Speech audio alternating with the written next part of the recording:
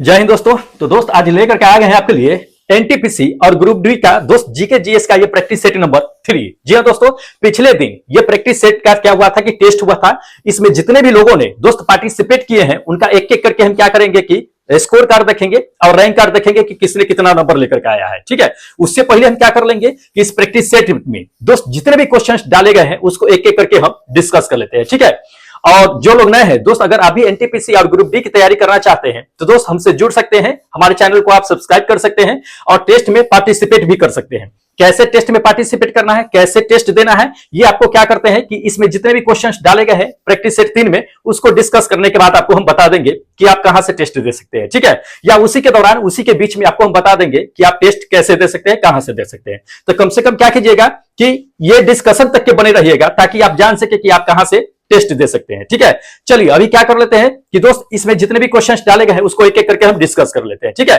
बने रहिएगा अंत तक के, काफी सिलेक्टेड है, काफी इंपॉर्टेंट है, जो एग्जाम में आने की संभावना भी है। देखिएगा पहला क्वेश्चन आप देख लीजिए। ये पहला नंबर क्वेश्चन है दोस्त, ये चीज कह रहा है कि टंगस्टन का प्रतिरोध जो होता है वो तापमान के बढ़ने से क्या होता है। ठीक है, तो ऑप्शनों को देखिए, बता दीजिए फटाफट कि टंगस्टन का प्रतिरोध जो होता है उसके तापमान के बढ़ने से उस पर क्या असर पड़ सकता है। देखिए आपको करेक्ट आंसर बताते हैं और जिसने भी मारा होगा ये सेकेंड नंबर ऑप्शन बिल्कुल करेक्ट मारे होंगे कि टंगस्टन का प्रतिरोध जो होता है उसके तापमान के बढ़ने से बढ़ जाता है। ठीक है, टंगस्टन का प्रतिरोध जो होता है तापमान के बढ़ने से बढ़ता है क्योंकि टंगस्टन का प्रतिरोध तापमान के समानुपाती होती है। ठीक है, जितना ज्यादा प्रतिरोध मतलब बढ़ेगा उतना ज्यादा टेम्परेचर होगा, जितना ज्यादा टेम्परेचर होगा उतना प्रतिरोध होगा। सीधी सी बात जान लीजिए। और आप लोग अच्छी तरह से ये चीजें जानते होइएगा कि टंगस्टन का यूज कहां किया जाता है। दोस्त टंगस्टन का यूज जो होता है वो विद्युत बल्ब में किया जाता है। उसके अलावा भी बहुत सारे हीटिंग इंस्ट्रूमेंट होते हैं, वहां पे टंगस्टन का यूज किया जाता है। ठीक है, और ये चीजें जान लीजिए कि एक ठंडा जो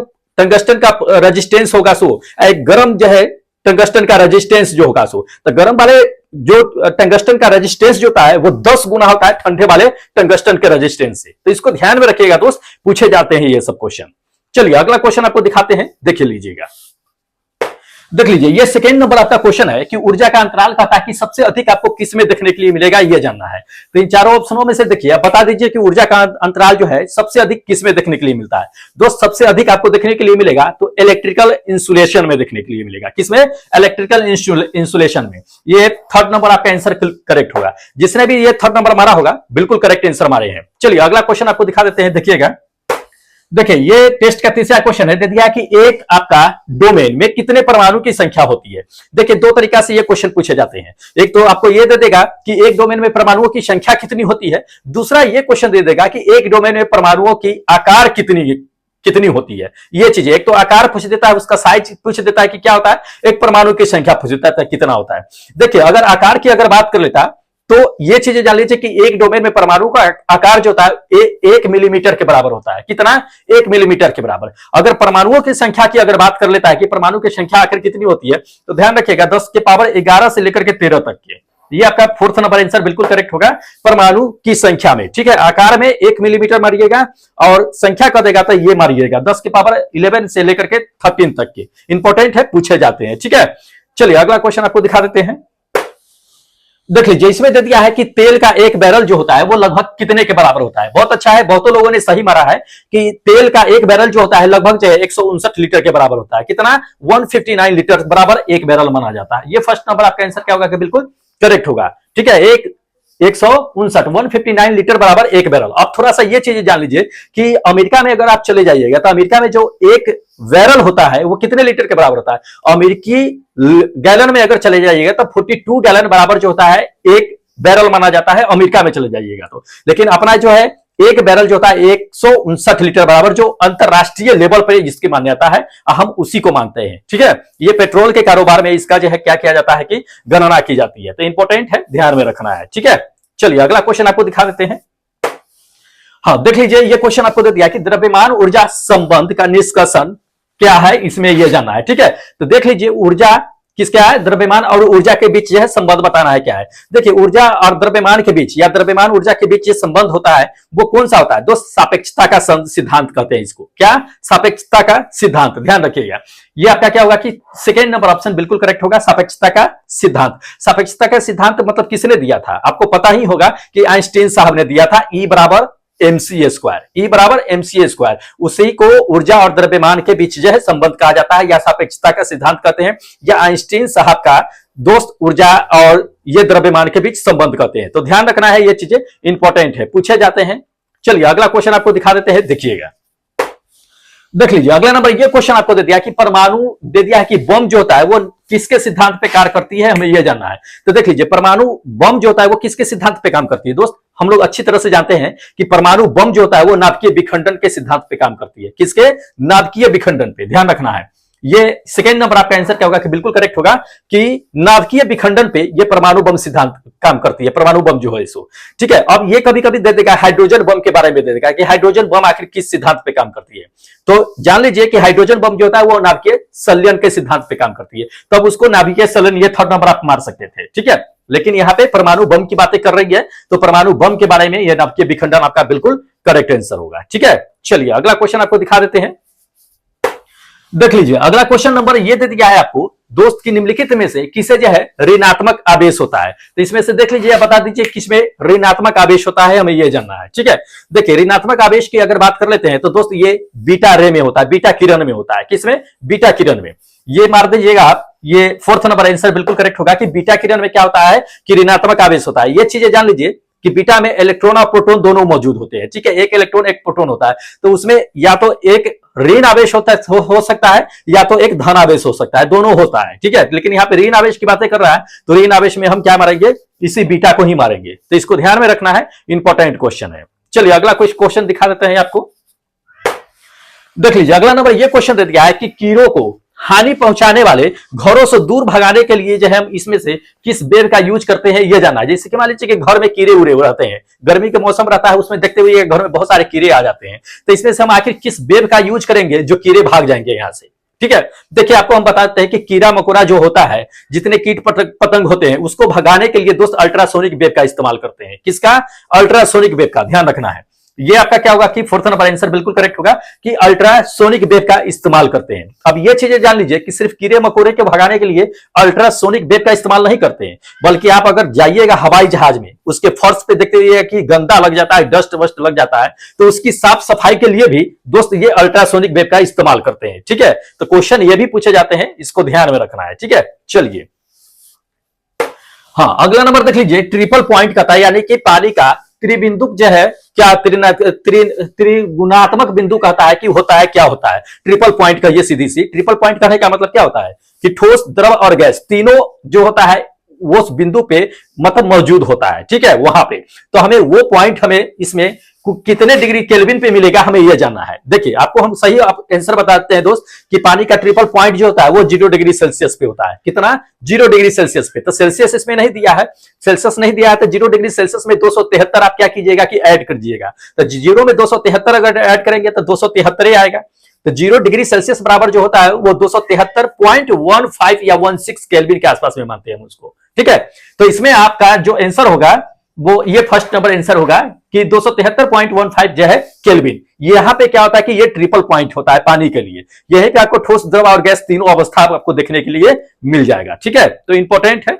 चलिए अगला नंबर देख लीजिए दोस्त। अगला नंबर ये क्वेश्चन दे दिया है कि उष्मा के स्थानांतरण की कहता है किस विधि के माध्यम में कण की गति नहीं करते हैं। मतलब कण की गति नहीं करना है, उष्मा का स्थानांतरण में क्या होता है कि कण की गति नहीं करती है, हमें जानना है कि इसमें से किस में। देखिए आपको करेक्ट आंसर बताते हैं दोस्त, ये विकिरण। ये फर्स्ट नंबर आपका आंसर क्या होगा कि विकिरण। स्थानांतरण करने का क्या मतलब होता है दोस्त? एक जगह से दूसरे जगह पे जाना, वो स्थानांतरण होता है। तो उसमें कण की जो है क्या होना चाहिए कि कण की गति नहीं होनी चाहिए। तो कण की गति विकिरण में नहीं होता है। जैसे मान लीजिए कि सूर्य से रे आता है, तो उसमें क्या होता है कि दोस्त सूर्य से प्रकाश आ रही है, तो उसमें क्या होता है किसी कण का जो है गति नहीं होता है। ठीक है, इसको ध्यान रखिएगा, इंपॉर्टेंट है। चलिए अगला क्वेश्चन आपको दिखा देते हैं, देखिएगा, देख लीजिए। ये अगला क्वेश्चन आपको दे दिया है कि 1 kg 1 किलोग्राम प्रति सेंटीमीटर स्क्वायर दाब जो होता है वो समतुल्य होता है, मतलब बराबर होता है, इसमें से किसके बराबर होता है? तो 1 kg प्रति सेंटीमीटर स्क्वायर दाब जो होता है वो किसके मतलब कि समतुल्य किसके बराबर होता है, ये जानना है। तो देख लीजिए इन चारों ऑप्शनों में से देखिएगा तो दोस्तों ये फर्स्ट नंबर आपका आंसर क्या होगा? करेक्ट होगा, 0.1 बार के बराबर होता है। ठीक है, 1 केजी प्रति सेंटीमीटर स्क्वायर का दाब जो होता है वो 0.1 बार के इक्वल होता है। ठीक है, तो इसको ध्यान में रखना है, इंपॉर्टेंट है। चलिए अगला क्वेश्चन दिखा देते हैं। देख लीजिए अगला नंबर ये क्वेश्चन दे दिया है कि यदि केस नली का व्यास क्या कर दिया जाए कि दोगुना कर दिया जाए। केस नली जानते हो ये कैपिलरी ट्यूब जो होता है इसको, जिसके माध्यम से पानी ऊपर चढ़ती है, तो उसका व्यास जो होता है, व्यास को अगर क्या कर दिया जाए, दोगुना कर दिया तो जल का स्तर की ऊंचाई जो होगा, चढ़ने वाली जल के स्तर की ऊंचाई वो कितनी होगी। देखिए एक बात हमेशा याद रखिएगा, ट्रिक याद रखिएगा, आपको आसानी से समझ में आ जाएगा। अगर मान लीजिए कि ये केस नली है, सपोज दैट ये पेन क्या है कि केस नली है, मान लीजिए इसकी व्यास को दोगुना कर दिया जाता है तो इसकी हाइट क्या होगा कि उतना कम हो जाएगा, जितना ये बढ़ेगा इसका व्यास उतना इसका कम हो जाएगा। अगर 2 गुना किया है तो 2 से भाग कर दीजिए, 1/2 कर दीजिए। अगर 4 गुना कहेगा तो 1/4 कर दीजिए, 8 गुना कहेगा तो 1/8 कर दीजिए, 10 गुना कहेगा तो 1/10 कर दीजिए। तो क्या करना है कि ये केस नली को क्या करता है, व्यास को दुगुना कर दिया जाता है। तो व्यास को गुना करेंगे तो हाइट कितना है, 1/2 हो जाएगा। तो 1/2 हाइट होगा तो उसको क्या कहेंगे, आधा ऊंचाई कहेंगे, यही ना कि आधे रह जाएगा। ठीक है, तो इसको ध्यान में रखिएगा। ये आपका क्या होगा, फर्स्ट नंबर आंसर बिल्कुल करेक्ट होगा कि आधा रह जाएगा, ये फर्स्ट नंबर आंसर। ठीक है, इंपॉर्टेंट है दोस्त, पूछे जाते हैं। केस नली आपको पता है ना, कैपिलरी ट्यूब, जिसके माध्यम से पानी क्या होता है कि नीचे से ऊपर चढ़ती है। तो वो भी कभी कभी पूछ देता है कि मिट्टी तेल जो होती है वो बाती में किसकी क्रिया की वजह से ऊपर चढ़ती है, तो वो किस तत्व की क्रिया से, कैपिलरी के क्रिया की वजह से क्या होता है कि वो पानी जो है ऊपर चढ़ती रहती है। ठीक है, तो पूछा जाता है, इंपॉर्टेंट है। चलिए अगला नंबर क्वेश्चन देख लीजिए दोस्त। अगला नंबर ये क्वेश्चन दे दिया है कि पेट्रोल के विस्फोटक रोधी गुणवत्ता बढ़ाने के लिए कहता है कि निम्नलिखित में से किसका इस्तेमाल किया जाता है। देखिए मतलब पेट्रोल की अगर जो है स्फोटक जो है रोधी गुणवत्ता, मतलब पेट्रोल को अच्छी गुणवत्ता बनाने के लिए, सीधी सी बात जान लीजिए कि पेट्रोल की क्वालिटी बहुत अच्छा बनाने के लिए दोस्त इसमें से हम किसका यूज करते हैं ये जानना है। देखिए टेट्राएथिल शीशा होता है, ठीक है, टेट्राएथिल शीशा होता है, उसका इस्तेमाल करते हैं। ये आपका क्या होगा कि ये फोर्थ नंबर आंसर बिल्कुल करेक्ट होगा। टेट्राएथिल शीशा का इस्तेमाल करते हैं पेट्रोल की अच्छी गुणवत्ता बनाने के लिए, अच्छी क्वालिटी के पेट्रोल बनाने के लिए। अच्छी क्वालिटी पेट्रोल को गणना जो किया जाता है वो किसमें किया जाता है, कभी कभी ये पूछ देता है, ऑक्टेन में करते हैं। ठीक है, जैसे कि मान लीजिए कि 96 97 के पास में अगर मान लीजिए कि ऑक्टेन की संख्या पेट्रोल की है तो एवरेज माना जाता है कि चलो ठीक ठाक पेट्रोल है। लेकिन अगर 110 109 112 के आसपास में अगर ऑक्टेन की संख्या पेट्रोल की चली जाती है तो उस पेट्रोल की क्वालिटी जो होती है वो कहीं बहुत अच्छा माना जाता है, बहुत अच्छा पेट्रोल उसको मानते हैं। तो ऑक्टेन भी आता है, कभी कभी ये क्वेश्चन पूछ देगा आपको कि ऑक्टेन शब्द जो होता है वो किससे संबंधित है, तो पेट्रोल की गुणवत्ता से संबंधित रखता है, इसको याद रखिएगा, पूछे जाते हैं। ठीक है, ऑक्टेन।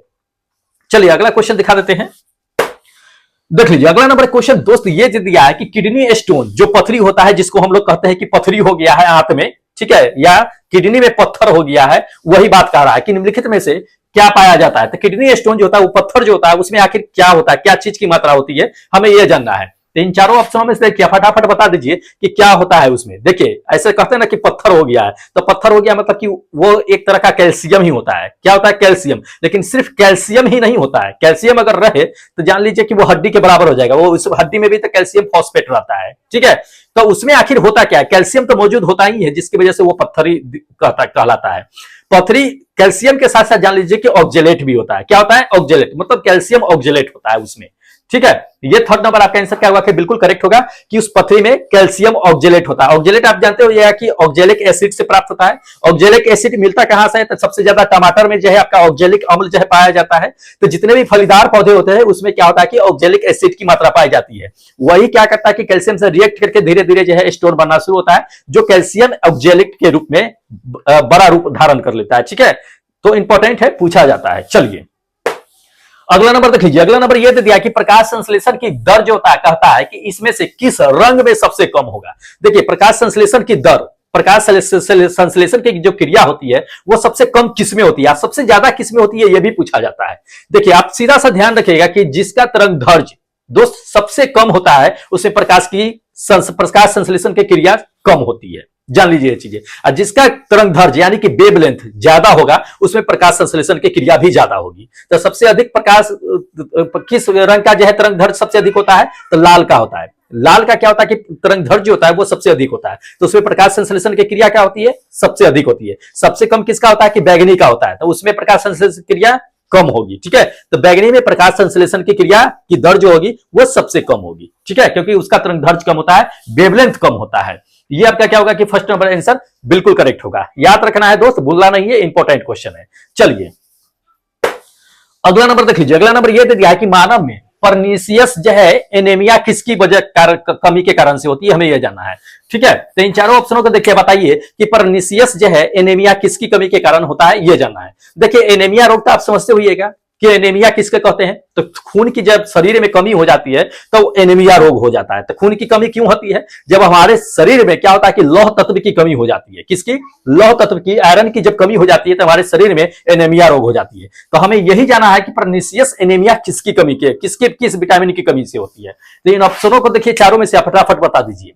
देखिए आपको करेक्ट आंसर बताते हैं कि दोस्त विटामिन B12, ये फर्स्ट नंबर आपका आंसर होगा। विटामिन B12 में क्या होता है कि लौह तत्व की मात्रा पाई जाती है, उसकी कमी की वजह से क्या होगा कि आपको जो है दोस्त परनीसियस जो है एनीमिया रोग होने की संभावना रहती है। तो इसको ध्यान में रखिएगा, इंपॉर्टेंट क्वेश्चन है। चलिए देखिए अगला नंबर ये क्वेश्चन दे दिया कि भारत का राष्ट्रगान जो है वो क्या है। देखिए बहुतों लोग इसमें गलती मार दिए हैं। ठीक, बहुत दुख की बात है कि लोग भारत का राष्ट्रगान नहीं जानते हैं। ऐसे बहुत बच्चे हैं जो नहीं जान रहे हैं। दोस्त ये गलत मार दिए, बहुतों लोगों ने ये मार दिया है कि वंदे मातरम, कि ये राष्ट्रगीत गान है। दोस्त भारत, ये जो वंदे मातरम आप देख रहे हैं ये राष्ट्रगान नहीं है, ये राष्ट्रगीत है। क्या है? राष्ट्रगीत। राष्ट्रगीत जो होता है 1 मिनट 9 सेकंड के लिए गाया जाता है, वंदे मातरम जो होता है सो। और राष्ट्रगान जो होता है अपना जन गण मन अधिनायक जय है, ये अपना क्या होता है कि राष्ट्रगान होता है जो 52 सेकंड के लिए गाया जाता है। ठीक है, तो ये आपका क्या होगा, ये नहीं होगा, ये सेकंड नंबर आपका आंसर क्या होगा कि बिल्कुल करेक्ट होगा। ठीक है, जन गण मन इंपॉर्टेंट है दोस्त, भूलना नहीं है। देख लीजिए अगला नंबर ये क्वेश्चन दे दिया कि जिस जीवाणु में आरएनए क्या आता है कि अनुवांशिक पदार्थ होते हैं उसे क्या कहते हैं। देखिए जिस जीवाणु में आरएनए अनुवांशिक पदार्थ होते हैं ना दोस्त, उसको रेट्रोवायरस के नाम से जानते हैं। किसके? रेट्रोवायरस के नाम से। ठीक है, इन चारों में से ऑप्शन आपका क्या है, ये थर्ड नंबर आंसर बिल्कुल करेक्ट होगा कि रेट्रोवायरस के नाम से जानते हैं। इंपॉर्टेंट है, पूछे जाते हैं। चलिए अगला नंबर देख लीजिए। अगला नंबर ये क्वेश्चन दे दिया कि मानव नेत्र में उपस्थित, कहता है कि रेटिना में रंग विभेद करने के लिए जो उपस्थित होते हैं उसमें से क्या उपस्थित होता है जिसकी वजह से रेटिना किसी भी कलर को डिसाइड कर लेता है, डिकोड कर देता है कि कौन सा कलर का है। जैसे कि आप जो है लाल, हरा, नीला, ब्लू, पीला, कुछ भी कलर देख लीजिए, आप कलर आराम से डिसाइड कर सकते हैं कि कौन नीला है, कौन लाल है, कौन पीला है, कौन क्या है। ठीक है, तो वो रेटिना में आखिर क्या मौजूद होता है जिसकी वजह से हम कलर को आसानी से डिसाइड कर पाते हैं। देखिए करेक्ट आंसर आपको बताते हैं कोन्स, यानी कि शंकु। ठीक है, ये आपका सेकंड नंबर आंसर क्या होगा कि बिल्कुल करेक्ट होगा। हमारे मानव के आंख में क्या होता है कि कोन्स मौजूद होता है, शंकु मौजूद होता है, जिसकी वजह से किसी भी वस्तु का हम कलर कोड आसानी से क्या करते हैं कि डिसाइड कर पाते हैं कि कौन किस कलर का है, किस कलर का नहीं है। अगर ये कोन्स आपको आपके आंख में अगर मौजूद ना हो दोस्त, तो आपको दुनिया ब्लैक एंड व्हाइट नजर आएगी। आप कलर कोड डिसाइड नहीं कर पाओगे कि कलर क्या है क्या नहीं। चलिए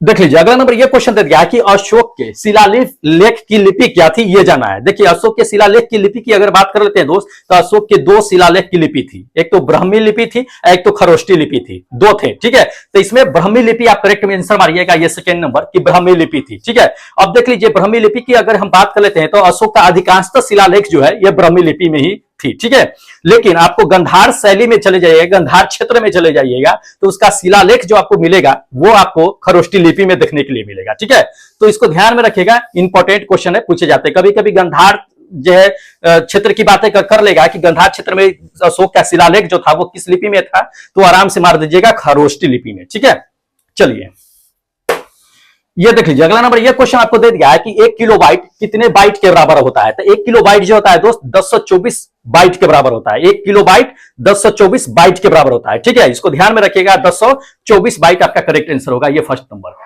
ठीक है, अब जान लीजिए कि 1 MB में जाइएगा तो 1024 जो है केबी आपको लगेगा। 1024 केबी बराबर 1 MB होता है।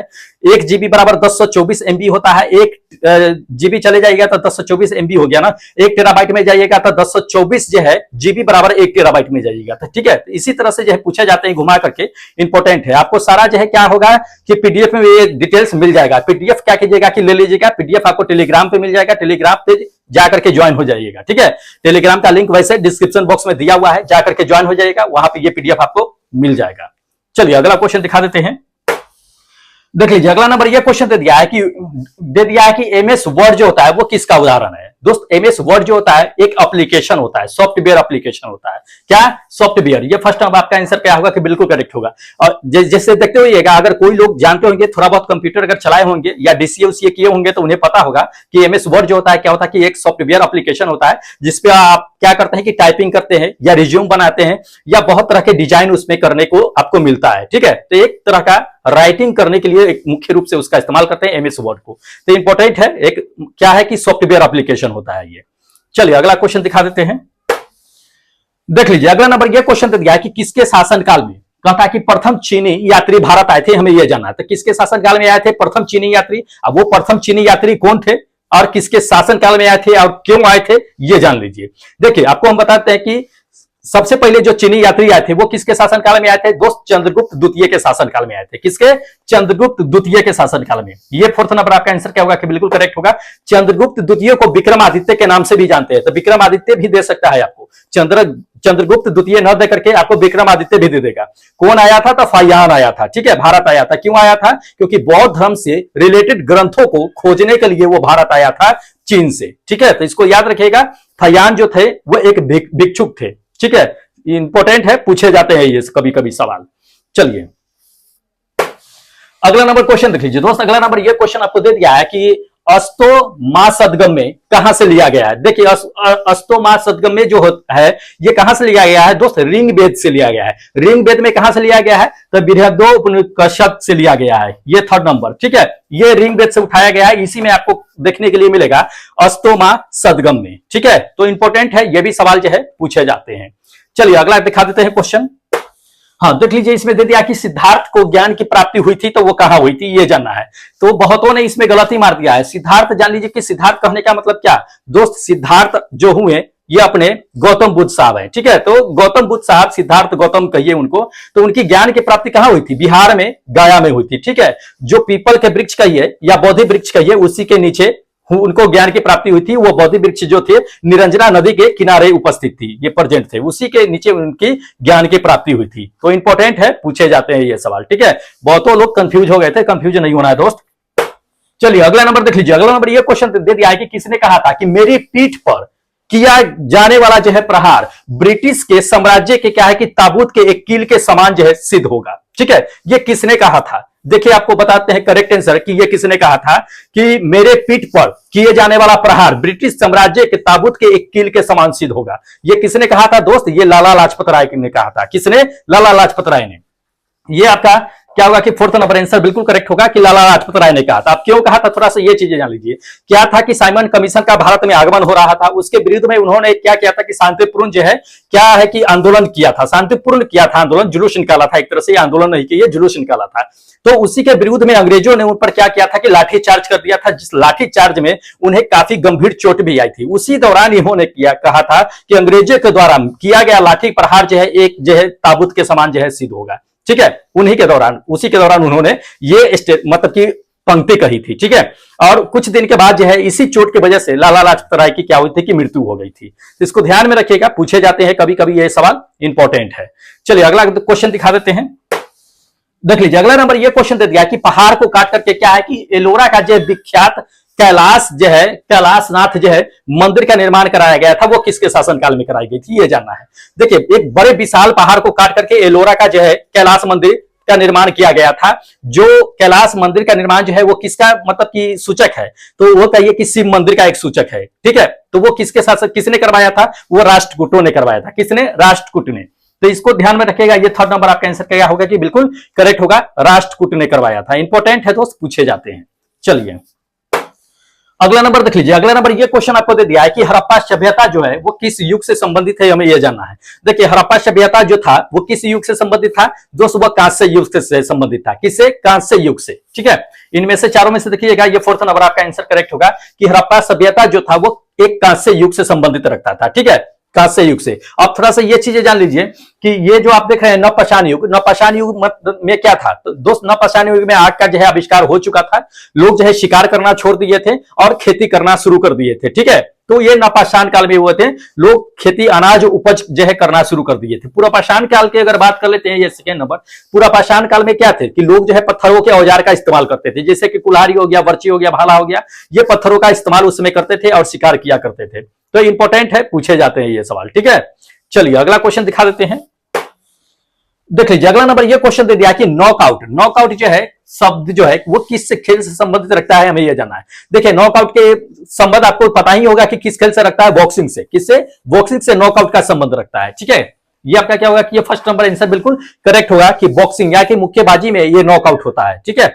चलिए अगला दिखा देते हैं क्वेश्चन। देख लीजिए अगला नंबर, ये क्वेश्चन आपको दे दिया है कि किलिमंजारो पर्वत जो है वो किस देश में स्थित है, हमें यह जानना है, ठीक है। देखिए किलिमंजारो पर्वत जो है ये अफ्रीका के तंजानिया में स्थित है। कहां? अफ्रीका के तंजानिया में। देखिएगा तंजानिया कहां है या अफ्रीका कहां है, ये है। ये आपका करेक्ट आंसर होगा फोर्थ नंबर कि तंजानिया, अफ्रीका के तंजानिया में स्थित है ये। पूर्वी अफ्रीका, पूर्वी देश में कहिए तंजानिया पड़ता है ये अफ्रीका का क्या है कि सबसे ऊंचा पर्वत माना जाता है। इसकी ऊंचाई जो है 5895 मीटर के आसपास में, 5900 मीटर के आसपास में है ये, ठीक है। तो अफ्रीका का सबसे बड़ा जो है ये कहिए कि ऊंचा पर्वत जो है जो तंजानिया में पड़ता है, ठीक है।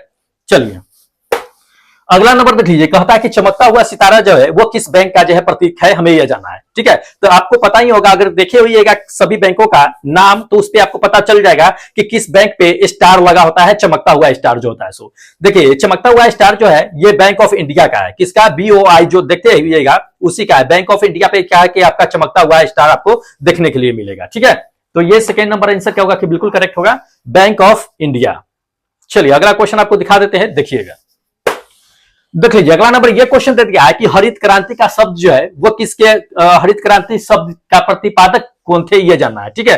देखिए हरित क्रांति शब्द की बातें कर रहा है, हरित क्रांति का जनक अलग है, शब्द अलग है। यहाँ पे शब्द की बातें किया है कि हरित क्रांति शब्द यानी वर्ड किसने दिया था, ये हमें जानना है।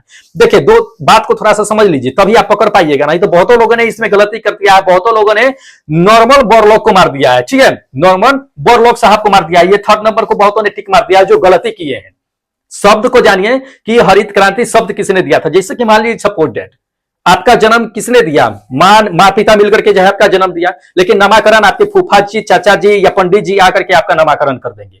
तो क्या नामाकरण जो किया, आपका नाम जो रखे वो कोई और आकर रख दिए, जन्म आपको कोई और दिया है, ठीक है। तो जनक कोई और होता है, शब्द नाम रखने वाला कोई और होता है। तो यहीं पे यह एक खेल है कि ये जो हरित क्रांति का वर्ड जो था वो किसने रखा था दोस्त, विलियम गॉड साहब ने रखा था। किसने? विलियम गॉड साहब ने। ध्यान रखिएगा ये आपका फर्स्ट नंबर आंसर क्या होगा कि बिल्कुल करेक्ट होगा कि विलियम गॉड साहब ने हरित क्रांति शब्द का नाम जो है रखा था। लेकिन हरित क्रांति का जनक किसे माना जाता है, तो नॉर्मल बोरलॉग साहब को माना जाता है। तो ये आपका क्या होगा कि करेक्ट, ये करेक्ट नहीं है, मतलब कि ये आपका जनक माना जाएगा। अगर ये चीजें कहेगा कि हरित क्रांति का जनक किसे कहते हैं या फादर ऑफ जो है हरित क्रांति जो होता है वो कौन होता है, तो ये आप जो है आराम से मार सकते हैं नॉर्मल बोरलॉग साहब को। लेकिन वर्ड की अगर बात किया तो ये आपका करेक्ट होगा। बाकी ये सेकेंड नंबर जो देख रहे हैं वर्गीज कुरियन साहब, तो ये जो है ऑपरेशन फ्लड यानी कि श्वेत क्रांति का जनक इनको माना जाता है, ठीक है। तो इंपॉर्टेंट है, पूछे जाते हैं। चलिए अगला नंबर देख लीजिए दोस्त। अगला नंबर ये दे दिया है कि भारतीय रुपए के लिए ISO का कोड क्या होता है, हमें ये जानना है, ठीक है। देखिए हर एक कंपनी जो होती है या हर एक जितने भी जो लिमिटेड होते हैं या जो भी काम करने वाले इंडस्ट्रीज होते हैं, सबका अपना एक ISO कोड होते हैं जिसके अंतर्गत वो सभी काम करते हैं, ठीक है। तो इसको ध्यान में रखिएगा। जैसे कि रुपया है तो रुपया में जितने भी जगह होंगे सबका अलग अलग नहीं होगा, मतलब कि अलग अलग नहीं होगा, मतलब कि ये जान लीजिए कि रुपया जितने भी जगह इंडिया में छापे जाते हैं सबका एक कोड होगा, IS कोड एक ही होता है, ठीक है। तो वो होगा। और लिमिटेड जितने भी कंपनी होगी सबका अलग अलग क्या होता है कि IS कोड मिला होता है जिसके अंतर्गत वो अपना काम करते हैं। तो यहाँ रुपये की बात कर लिया। अगर कंपनी की अगर बात कर लेता कि जैसे मान लीजिए कोई लिमिटेड कंपनी है तो उसका ISO कोड क्या होता है, तो 19001 करके होता है, ये सेकेंड नंबर मार सकते थे। लेकिन अगर रुपया की अगर बात कर लेते भारतीय रुपये के IS कोड क्या होता है, ISO कोड क्या होता है, तो दोस्त ISO कोड जो होता है वो 4217 जो है अपना इंडियन रुपये के लिए होता है। इंडियन जहां से पैसा छपाते हैं उसके लिए एक कोड होता है, ठीक है, ISO कोड 4217। ये फर्स्ट नंबर आप क्या कीजिएगा कि करेक्ट आंसर मारिएगा, ठीक है। चलिए अगला क्वेश्चन दिखा देते हैं, देखिएगा अगला नंबर क्वेश्चन। हाँ देख लीजिए अगला नंबर ये क्वेश्चन दे दिया है कि सती प्रथा पर प्रतिबंध जो है ये किसने लगाया था, ये जानना है। देखिए दो तरह से क्वेश्चन पूछे जाते हैं। एक तो ये क्वेश्चन दे देगा कि सती प्रथा पर प्रतिबंध सबसे पहले किसने लगाया था। दूसरी क्वेश्चन ये दे देगा आपको कि सती प्रथा का अंत किसने किया था। दो क्वेश्चन अलग अलग है, दोनों को एक ही मत समझिएगा। देखिए सती प्रथा का अंत प्रतिबंध जो किसने किया था ये थोड़ा सा जान लीजिए। लॉर्ड विलियम बेंटिक साहब ने, किसने? लॉर्ड विलियम बेंटिक साहब ने सती प्रथा पर सबसे पहले रोक लगाया था, बल्कि अंत नहीं किया था, सिर्फ आवाज उन्होंने उठाई थी कि नहीं सती प्रथा जो हो रही है ये गलत है। सती प्रथा को समझते होइएगा, कहने की बातें नहीं है हमें कि पहले अगर पति मर जाते थे तो उसके साथ ही पत्नी को भी जला दिया जाता था, यही सती प्रथा होता था। ठीक है, तो ये चीजें था। तो सती प्रथा का जो सबसे पहले जो है किसने रोक लगाया था, प्रतिबंध किसने किया था? विलियम बेंटिक साहब ने किया था। ठीक है, ये थर्ड नंबर आपका आंसर क्या होगा कि बिल्कुल करेक्ट होगा। अब ये थोड़ा सा जान लीजिए कि कब लगाए थे? 1829 ईस्वी में। किसने? कब? 1829 ईस्वी में। अब ये चीजें जान लीजिए कि उसके बाद जो है राजा राम मोहन साहब आए थे, उसके बाद राजा राम मोहन साहब आए थे। इस विलियम बेंटिक के सहायता से, मदद से उन्होंने क्या किया था कि राजा राम मोहन राय जो थे उन्होंने सती प्रथा का अंत किया था। तो ध्यान रखिएगा, अगर अंत पूछ देगा कि सती प्रथा का अंत किसने किया था तो राजा राम मोहन राय साहब का नाम लीजिएगा। ठीक है, अगर शुरुआत की अगर बात किया जाए कि किसने प्रतिबंध लगाया तब लॉर्ड विलियम बेंटिक को आप याद कीजिएगा। ठीक है, इंपॉर्टेंट क्वेश्चन है। चलिए अगला नंबर क्वेश्चन देख लीजिए। अगला नंबर ये क्वेश्चन दे दिया कि भारत का राष्ट्रीय ध्वज जो होता है वो डिजाइन किसने किया था? बहुत अच्छा क्वेश्चन है दोस्त। भारत का राष्ट्रीय ध्वज की डिजाइन किसने किया था? पिगली जो है बेकैया साहब ने। किसने? पिगली बेकैया ने क्या किया था कि राष्ट्रीय ध्वज का डिजाइन किया था। ये आपका थर्ड नंबर आंसर करेक्ट होगा। अब पिगली बेकैया ने क्या किया था ये चीजें जान लीजिए। आपको 1816 से लेकर के 1816 कहते हैं 1916 से लेकर के 1921 ईस्वी के बीच 30 देशों के झंडों का उन्होंने गहन अध्ययन किया था। 30 देशों के झंडों को पिगली बेकैया ने कब से लेकर के 1916 से लेकर के 1921 के बीच तक के। अब उसके बाद जो है अपने तिरंगे झंडे जो है, जो आप केसरिया श्वेत और हरा रंग देख रहे हैं, बीच में चक्र देख रहे हैं, तब उसका जो है डिजाइन जो है तैयार हो गया था। ठीक है, तब इन्होंने उस डिजाइन को प्रारूप दिया था, ध्यान दिए थे। ठीक है, तो इसको ध्यान रखिएगा, इंपॉर्टेंट क्वेश्चन है। चलिए अगला नंबर तो क्वेश्चन देख लीजिए दोस्त। अगला नंबर ये क्वेश्चन कहता है कि विश्व विज्ञान दिवस जो होता है वो कब मनाया जाता है? देखिए विश्व विज्ञान दिवस की अगर बात कर लेते हैं तो ये 10 नवंबर को मनाया जाता है। कब? 10 नवंबर को। ये फर्स्ट नंबर आपका आंसर क्या होगा कि बिल्कुल करेक्ट होगा। 10 नवंबर को विश्व विज्ञान दिवस मनाई जाती है। चलिए अगला नंबर देख लीजिए। अगला नंबर ये क्वेश्चन दे दिया कि बिहू जो होता है वो किसका जो है लोकप्रिय जो है नृत्य है, उत्सव है, ये जाना है। नृत्य नहीं उत्सव है। तो ये बिहू किसका लोकप्रिय उत्सव ये है, कहां पे मनाई जाती है? ये असम में मनाई जाती है। असम में बिहू सबसे लोकप्रिय है। ठीक है, इसको ध्यान में रखिएगा। ये आपका फर्स्ट नंबर आंसर क्या होगा कि बिल्कुल करेक्ट होगा। असम में बिहू सबसे ज्यादा प्रचलित है। ठीक है, चलिए देख लीजिए। अगला नंबर ये क्वेश्चन दे दिया कि प्रथम गोल मेज सम्मेलन जो हुआ था वो कहां हुआ था? कभी कभी आपको डेट भी पूछ देता है कि प्रथम गोल मेज सम्मेलन कब हुई थी, कहां हुई थी, या द्वितीय कब हुई थी, ये भी पूछ देता है। तो ध्यान रखिएगा, प्रथम गोल मेज सम्मेलन की अगर बात कर लेते हैं तो ये लंदन में हुई थी। कहां हुई थी? लंदन में हुई थी। ये आपका क्या होगा कि ये सेकंड नंबर आंसर क्या होगा कि बिल्कुल करेक्ट हो गई। अब जान लीजिए कि कब हुई थी, ये भी डेट कभी पूछ देता है। तो ये जान लीजिए कि प्रथम गोल मेज सम्मेलन जो था वो 12 मतलब कि 1930 से लेकर के 1931 तक के चली थी। 1 साल चली थी। फिर 1 साल के बाद जो है द्वितीय गोल मेज सम्मेलन आया था। फिर 1 साल के बाद जो है तृतीय गोल मेज सम्मेलन आया था। ठीक है, जो लंदन में हुई थी। तो इसको याद रखिएगा, इंपॉर्टेंट क्वेश्चन है, पूछे जाते हैं। अच्छा तो दोस्त इतने क्वेश्चन थे जो आपके जीके जीएस में एएलपी कहते हैं आपका एनटीपीसी और जो है ग्रुप डी के लिए दिया गया था। जिसके जितने भी लोगों ने टेस्ट दिया है इसमें, उसको हम क्या करेंगे कि अब रैंक कार्ड दिखा देते हैं। उससे पहले क्या कर लेते हैं कि आप लोगों को बता देते हैं, जो लोग अभी तक वेट कर रहे हैं कि आखिर टेस्ट कहां से देना है, कैसे टेस्ट में पार्टिसिपेट करना है, ये आपको बता देते हैं। उसके बाद क्या करते हैं कि जितने भी लोग इस टेस्ट को अटेम्प्ट किए हैं उनका एक एक करके हम रैंक कार्ड और स्कोर कार्ड देखते चलेंगे। ठीक है, देख लीजिएगा, आपको बताते हैं कि इस एप्लीकेशन को दोस्त डाउनलोड कर लीजिएगा प्ले स्टोर से। कहां से? प्ले स्टोर से। गूगल प्ले स्टोर जानते हो, मोबाइल में आपको होगा, एंड्रॉइड फोन में। तो उसमें क्या कीजिएगा कि इसको डाउनलोड कर लीजिएगा। क्या नाम सर्च करना है? तो ERCB सर्च कीजिएगा। जो चैनल का नाम है उसी नाम से ये एप्लीकेशन है। तो प्ले स्टोर पे इसको क्या कीजिएगा, ERCB सर के नाम से इंस्टॉल कीजिएगा। यहां पे जाइएगा, यहां पे आपको देखने के लिए मिलेगा एनटीपीसी और ग्रुप डी के लिए टेस्ट, उसको परचेज कर लीजिएगा। वहीं से क्या कीजिएगा दोस्त, टेस्ट दीजिएगा। ठीक है, मात्र 29 रुपए है। 29 रुपए में दोस्त जो है आप टेस्ट कंटिन्यू देते रहिएगा। ठीक है, सारा डिटेल्स लिखा हुआ है उस पर, जा करके पढ़ करके आराम से परचेज कर लीजिएगा, टेस्ट देते रहिएगा। ठीक है, अब चलिए आपको बताते हैं ये चीजें कि जो लोग टेस्ट दिए हैं वो किसने कितना नंबर लेकर के आया है, कितना स्कोर किया है, ये हम देख लेते हैं। ठीक है, तो देखिएगा स्कोर कार्ड दिखाते चलते हैं।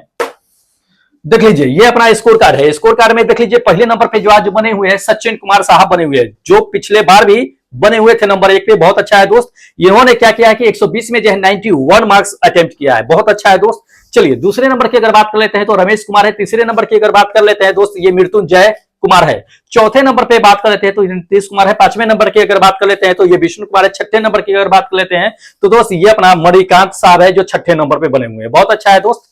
चलिए उसी तरह से देख लीजिएगा सातवें नंबर की अगर बात कर लेते हो तो सातवें नंबर पे कौन है कि चंदन कुमार है। आठवें नंबर की अगर बात कर लेते हो तो आठवें नंबर पे कमलेश कुमार है। नौवें नंबर की अगर बात कर लेते हैं तो ये प्रिंस कुमार है। 10वें नंबर की अगर बात कर लेते हैं तो ये सुमित भाई है। 11वें नंबर की अगर बात कर लेते हैं तो देखिएगा मंटू शर्मा है, ठीक है 11वें नंबर पे। अब 12वें नंबर की अगर बात कर लेते हैं तो 12वें नंबर पे देख लीजिएगा कि अपना ये सुजीत कुमार साहब है जो 12वें नंबर पे बने हुए हैं। ठीक है दोस्त, जीके जीएस ऐसे ही स्ट्रॉन्ग करके रखिए। चलिए हाँ देख लीजिएगा अगला आपको बताते हैं कि 13वें नंबर की अगर बात कर लेते हैं तो ये पवन जो हनुमानगढ़ से है 14। अच्छा हनुमानगढ़ से पवन टेक्नीशियन का जो एलपी टेक्नीशियन का टेस्ट हो रहा था तभी से ये टेस्ट में बने हुए अभी तक के। बहुत अच्छा है दोस्त, कंटिन्यूटी बना करके रखिए। चलिए उसके बाद देख लीजिएगा आपका कि 14वें नंबर की अगर बात कर लेते होते एफ अंसारी साहब है, ये भी टेक्नीशियन में पार्टिसिपेट कर रहे थे। उसको 15वें नंबर की अगर बात कर लेते हो तो 15वें नंबर पे हरिमोहन कुमार साहब है, ये भी टेक्नीशियन से बने हुए थे टेस्ट में। चलिए उसके बाद देखिएगा 16वें नंबर की अगर बात कर लेते हैं 16वें नंबर पे रत्नाकर है, रत्नाकर प्रसाद, ये लोग पुराने हैं जो आपके टेक्नीशियन एग्जाम में भी बने हुए थे साथ में।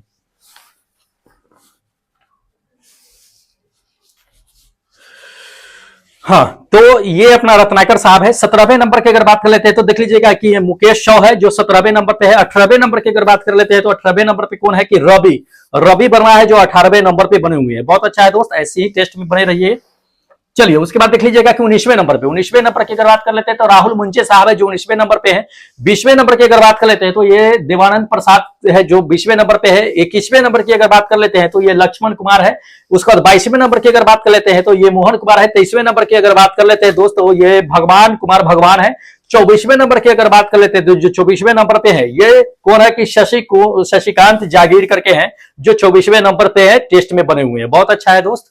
चलिए उसके बाद देख लीजिएगा कि 25वें नंबर की अगर बात कर लेते हैं तो 25वें पे कौन है कि पी कुमार है जो धनबाद से टेस्ट देते हैं। ये टेक्नीशियन में भी पार्टिसिपेट करते थे टेस्ट में और इसमें भी कर रहे हैं। बहुत अच्छा दोस्त। उसके बाद 26 की अगर बात कर लेते हैं तो 26 पे इंद्रजीत कुमार है। 27 की अगर बात कर लेते हैं तो 27 पे हरिओम जाटव साहब है। 28 की अगर बात कर लेते हैं तो शुभेंद्रा है। 29 नंबर की अगर बात कर लेते हैं तो ये विपिल कुमार है। 30 नंबर की अगर बात कर लेते हैं दोस्त तो ये कौन है कि सरोज कुमार है, ठीक है सरोज कुमार सिंह जो 30 नंबर पे है। बहुत अच्छा है। चलिए उसके बाद देख लीजिएगा 31 की अगर बात कर लेते हैं तो कौन है कि सोमलाल कुमार है। उसके बाद 32 की नंबर की अगर बात कर लेते हैं तो देखिएगा रमेश कुमार है। 33 नंबर की अगर बात कर लेते हैं तो ये सन्नी गुज्जर है। उसके बाद 34th नंबर की अगर बात कर लेते हैं 34 पे तो कौन है कि मुनेंद्रा है, मुनेंद्रा द्विवेदी करके है। उसके बाद आपका 35 नंबर की अगर बात कर लेते हैं तो ये बम कुमार है। उसका 36 नंबर की अगर बात कर लेते हैं तो सरोज कुमार है, ठीक है जो आपका बने हुए हैं 36 नंबर पे। चलिए 37 की अगर बात कर लेते हैं दोस्त सर 37 पे क्या है कि सुमित कुमार है। 38 नंबर पे कौन है कि विनय कुमार साहब जो यूपी से बहुत काफी समय से ये टेस्ट दे रहे हैं। चलिए 39 की अगर बात कर लेते हैं तो ये रोशन कुमार साहब है, ये भी पिछले बार टेस्ट में बने हुए थे। 40 की अगर बात कर लेते हैं तो हिमांशु ये भी टेक्नीशियन में पार्टिसिपेट किए थे, अब इसमें भी कर रहे हैं। 41 की अगर बात कर लेते हैं तो 41 पे कौन है कि प्रमोद कुमार है। उसके बाद 42 की अगर बात कर लेते हैं तो ये क्या है कि विकास कुमार है जो 42 पे है, ठीक है। तो दोस्त इतने लोगों ने क्या किया है कि आपका टेस्ट में पार्टिसिपेट किए हैं एनटीपीसी और ग्रुप डी के टेस्ट में, ठीक है। तो दोस्त अगर आपको भी पार्टिसिपेट करना है तो एप्लीकेशन आपको बता दिए है, जाकर के फटाफट क्या कीजिए कि इंस्टॉल कर लीजिए अपने फोन में, प्ले स्टोर से मिल जाएगा आपको। और चैनल को सब्सक्राइब कर लीजिएगा क्योंकि दोस्त यहीं पे आपको डिस्क्रिप्शन पूरा डिस्कशन करा देंगे क्लास का। डिस्क्रिप्शन में आपका क्या है कि लिंक दिया हुआ है टेलीग्राम का जिसपे आपको ये पीडीएफ मिल जाएगी, ठीक है। जो पढ़ा दिए हैं जो दिखा दिए हैं उसका पीडीएफ आपको टेलीग्राम पे मिल जाएगी। तो जाकर के टेलीग्राम से ज्वाइन हो जाइएगा और चैनल को जरूर सब्सक्राइब कर लीजिएगा क्योंकि डिस्कशन यहीं पे आपको कराया जाएगा, यहीं पे आपको डिस्कशन देखने के लिए मिलेगा, ठीक है। तो चलिए अब क्या कीजिए फटाफट जो है सब्सक्राइब कीजिए और जो लोग कर रखे हैं दोस्त लाइक और अपने दोस्तों में शेयर कीजिए और हमें इजाजत दे दीजिए क्योंकि फिर मिलेंगे अगले दिन एक नए वीडियो एक नए सेट के साथ। तब तक जय हिंद दोस्तों।